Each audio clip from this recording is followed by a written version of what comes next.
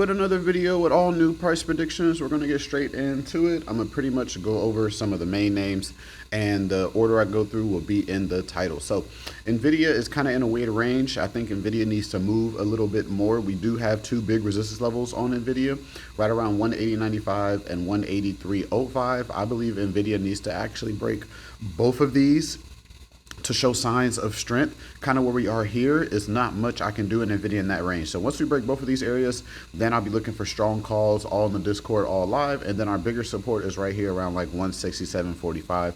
That's pretty much it. There's not much I would do in Nvidia in the range that it's kind of in right now. I would probably focus on some other stocks that might have a little better targets. Then I'm also watching AMD. So AMD has two resistance levels, 161.85 and 163.45. Then also has two supports. We actually could just leave the bigger one there, about 154.15. Again, AMD is in a range kind of like Nvidia, where there's not much to do in the stall out range because we're just kind of not moving. We need a little more breakout up so I can focus more on upside, or if it breaks that support, then I start focusing more on downside. So the whole thing is we want the price to actually start showing a direction first before we try to do something in here and then trying to fight price, because say you play calls but then it has a bigger drop or so forth. So I rather for it to break one of these key areas and then give me that little better of a direction push. And then we have Oracle as well. Y'all know Oracle did open high on the earnings. We have a resistance around 323.90, but for now Oracle is kind of just dropping. So Oracle, you might need to give it some more time. I would probably say if it continues a sell-off, I might do just scalp puts, smaller scalp puts. Other than that, we want to see if Oracle finds some support or something in here. We don't have a strong support on Oracle, so I know a lot of people made a lot of money off the earnings. Don't give that profit back 2 days after it, okay? Kind of let Oracle move a little bit, because if Oracle comes back all the way up here and break that resistance, then I think Oracle is going to be pushing up for more higher prices to kind of continue that push off the earnings. Because remember, its last earnings, it pushed, it had a stall out, but then it actually continued, even with it being at all-time highs like it is now. It's just this push was one of the biggest pushes ever in its inception. So seeing some down movement after that is pretty much normal. So I was just kind of be careful a little bit on the Oracle front. Even like AVGO, we have our support around 343.75. We could take this smaller support off, and then you have a smaller resistance around 371.30. If that breaks, I'll probably be looking for some more calls for AVGO to continue up to high prices. And I have shares of all these. I'm not selling any of my long-term shares. I'm kind of just building that cash position. So whenever the market wants to get a little weaker, then I'll start going shopping again. But for now, I'm pretty much just scalping. As you can see here, we did scalp on Friday. I did 28% on Tesla, then another 23% on Tesla. So say if I would have put like $1,000, I would have made right around $400, $500 within like 30 minutes. So it's very powerful. And then you also see on Thursday, I did about 6 plays that day. I did take 2 losses. SPY I lost 7%, 𝐾𝐾 I lost 17%, but then I came back with 4 wins. Tesla 22, Tesla 18, 𝐾𝐾 11. I even scalped open for 10% gains. And all this is live. Whenever you join the team, first in that description, you have the monthly, the yearly, and then the lifetime memberships where you pay once forever, but you also get access to personal training where I teach you my strategy and teach you the market. So if you want to take it one step further, you join lifetime. Other than that, you have the monthly and the yearly. You can also pay monthly on the yearly and monthly on lifetime if you want to. But yeah, make sure you join first subscription for prices to go up. That's all I'm looking out for on the TSM. Let's go to Tesla. So Tesla had a very big push, big movements on Tesla. I am looking at some swing calls on Tesla. I just want Tesla to soften out just a little bit. We have resistance on Tesla right now, right around 403. And then our smaller support on Tesla will probably be around 384. So we'll put that as our smaller support. These are kind of like the areas. So pretty much I'm just looking for upsides on Tesla. We might have a little stall out on Monday. As long as we hold support, we don't have any big pushes, just like we held support.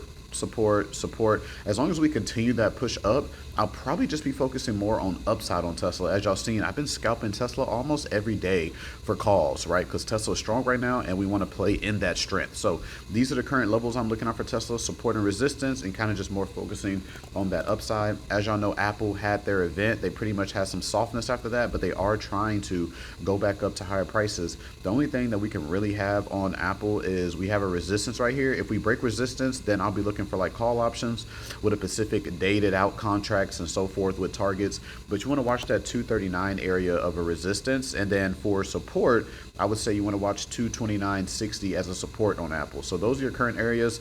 I'm gonna wait for Apple to move a little bit more, try to get a little more strength and break that resistance area. That might be a little more beneficial instead of trying to buy it too quick right now. So that's what I'll be looking out for on the Apple front. And then if we go to Palantir, Palantir was trying to move as well. Palantir, we're going to be looking out for, it did break the resistance. It is continuing up. So what I want to do is I want to take all levels off Palantir, and then I want to put a new support on Palantir. Is Palantir ready to go back to all-time highs? We are about to see. I'm thinking about doing some potential buys in here since there's a support very close. If I do some buys in here, my loss range, because every time I play, I know how much I want to lose, how much I want to make. So say I bought shares here to go to all-time highs. If it comes back down and breaks that support, then I'll just cut those shares. So this shares would be more of like a reversal type play.